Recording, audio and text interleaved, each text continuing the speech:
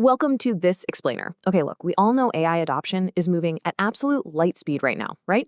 But speed without guardrails, that's just a massive liability waiting to happen. So today, we're going to break down exactly how leadership teams can safely steer this adoption using a really pragmatic, highly structured framework. If you've got any hand in steering your organization's tech or risk strategy, you're definitely in the right place. Let's get into it. The tension is impossible to ignore. Speed does not eliminate accountability, and it is already costing organizations billions. That quote perfectly frames what we're talking about today. The pressure to adopt AI right this second is huge.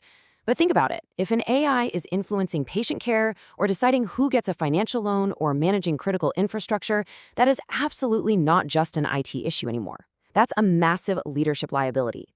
Organizations are literally bleeding billions of dollars already because of reputational damage, algorithmic bias, and straight-up compliance failures. So here's our roadmap for today. 1. The AI governance gap.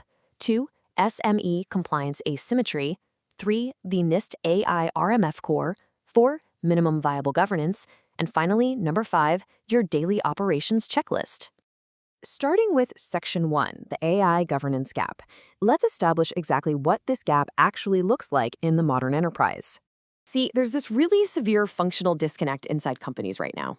Think about it. Your legal team interprets the new regulations, compliance monitors the rules, IT deploys the actual software, and cybersecurity locks down the infrastructure. Right?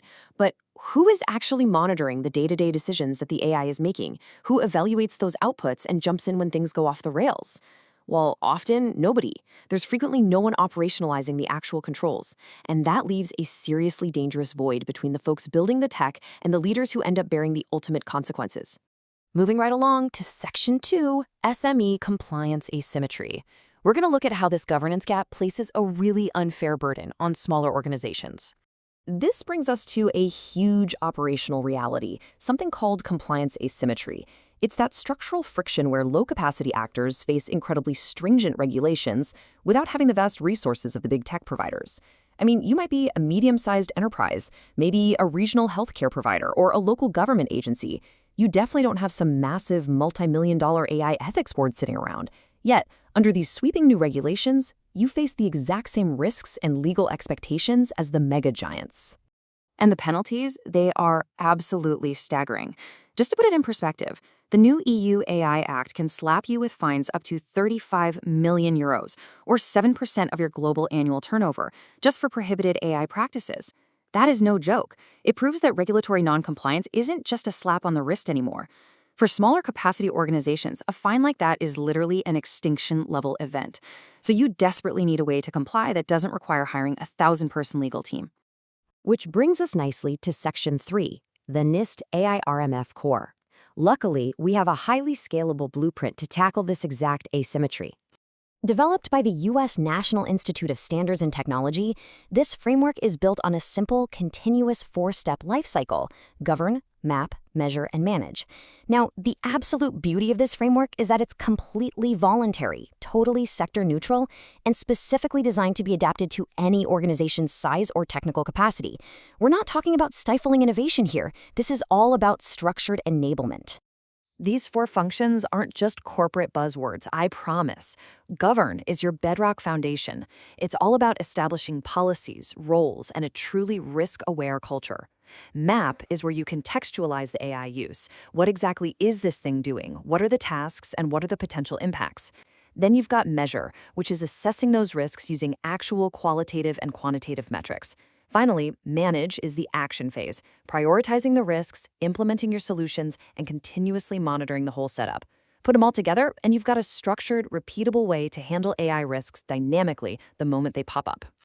All right, Section 4, minimum viable governance. Let's talk about how to actually pull this off with limited resources. The whole framework really champions this idea of proportional oversight based on your organization's specific risk tolerance. Basically, you don't need a sledgehammer to crack a nut, right? So a low-risk AI, say a tool doing periodic spot checks for internal training material, well, that just needs a light touch. But a high-risk AI, like one making healthcare diagnostics or financial decisions, that absolutely demands mandatory human-in-the-loop overrides. You focus your intense, heavy-lifting human review solely on those high-stakes decisions. And honestly, keeping humans in the loop really pays off. A recent McKinsey survey actually found that organizations using human-in-the-loop systems saw a massive 42% reduction in AI-driven errors compared to those fully autonomous setups. So human oversight? It isn't just a chore to avoid regulatory fines, it's a genuine long-term business value driver.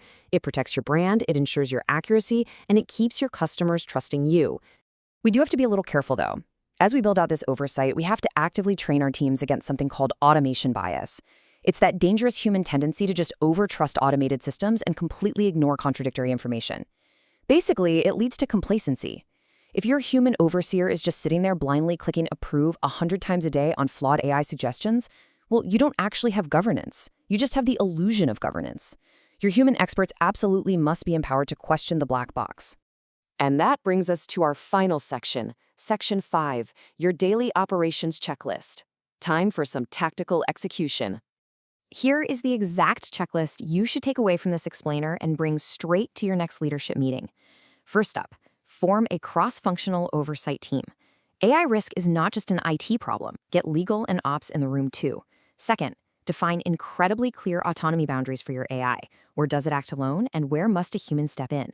Third, conduct independent vendor assessments. Do not trust third-party vendors blindly. Fourth, log all human overrides and decisions. Those logs are literally your audit trail. Fifth, monitor continuously for data drift to make sure your AI stays accurate. And finally, establish really strict escalation pathways. If the AI starts acting weird, your team needs to know exactly how to pull the alarm. Sticking to that checklist ensures you're actively keeping your human experts firmly in the driver's seat. So I'm going to leave you with this one provocative question to chew on as you head back into your daily operations. Is your AI acting as an extension of your organization's values, or is it just an unmanaged liability waiting to explode? The NIST AI RMF gives you the exact blueprint to make absolutely sure it's the former. Thanks so much for joining me for this explainer, and hey, best of luck building out your own strategic, scalable AI roadmap.